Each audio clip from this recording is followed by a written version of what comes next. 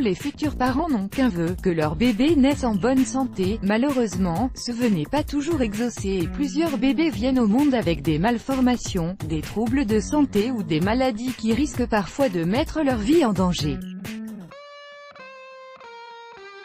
Parmi les pathologies dont ils peuvent souffrir, nous retrouvons l'hydrocéphalie, causée par une accumulation du liquide céphalorachidien dans le crâne. Cette condition est souvent fatale pour les petits.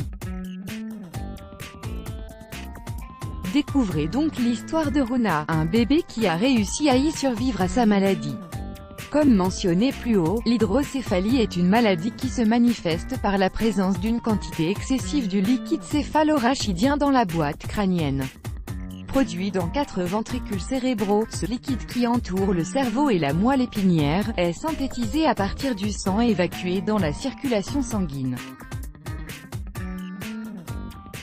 Cependant, quand son évacuation est entravée suite à une malformation congénitale, à la présence d'une tumeur ou d'un kyste provoquant le blocage de la tuyauterie cérébrale, ce liquide s'accumule dans le crâne.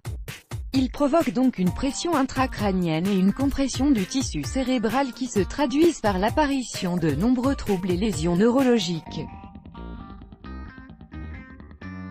Quand c'est un bébé qui est touché par cette maladie, l'hydrocéphalie provoque une déformation du crâne, car les os de ce dernier ne sont pas encore entièrement soudés. De plus, si elle n'est pas traitée à temps, elle peut causer une macrocranie, c'est-à-dire une augmentation importante de la taille de la tête du petit. Ci-dessous, vous retrouverez l'histoire de la petite Runa atteinte de cette maladie et qui se bat pour vivre une vie normale, malgré sa condition. Atteinte d'hydrocéphalie, Runa défie le destin et s'accroche à la vie. Runa est une fillette née avec une hydrocéphalie.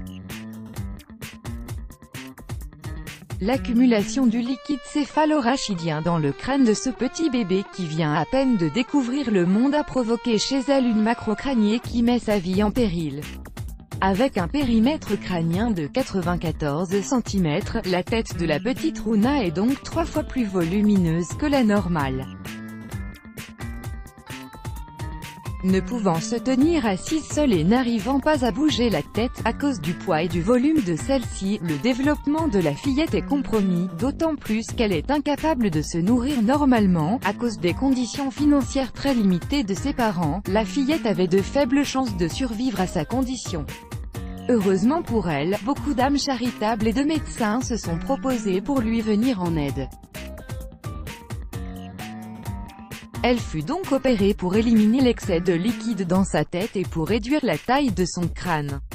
Après avoir passé 105 jours à l'hôpital, la petite a enfin pu quitter le milieu hospitalier pour rejoindre sa famille. Après 2 ans et demi, elle est aujourd'hui capable de manger normalement, de tourner sa tête d'un côté et de l'autre sans aide.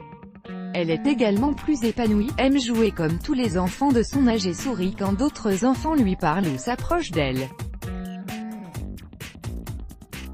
Mais malgré cela, les médecins au Fortis Memorial Research Institute and Hospital affirment qu'elle a encore un long chemin à parcourir et qu'ils ne peuvent prédire avec précision si elle pourra ou pas mener une vie normale.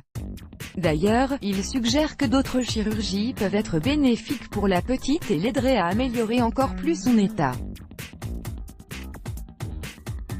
Cependant, son père s'inquiète des effets secondaires de ces opérations sur sa fille et hésite à les lui faire subir, tant qu'il n'a pas la certitude que sa fille ne court aucun danger. D'après sa maman, le fait que Runa ait atteint son âge actuel et qu'elle ait réussi à survivre et à se développer quasi normalement est déjà un miracle.